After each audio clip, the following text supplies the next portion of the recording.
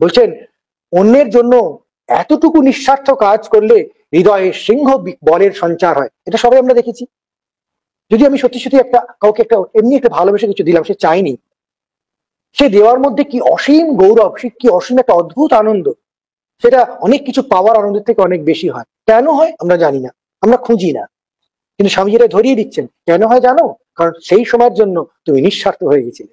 তোমার মধ্যে যে দেবত্ব আগে থেকেই আছে, দেখো সব রিলেট করা যাবে, তোমার আগে থেকেই দেবত্বটা ঘুমোচ্ছে। Each soul is potentially divine, potentially ঘুমোচ্ছে সে।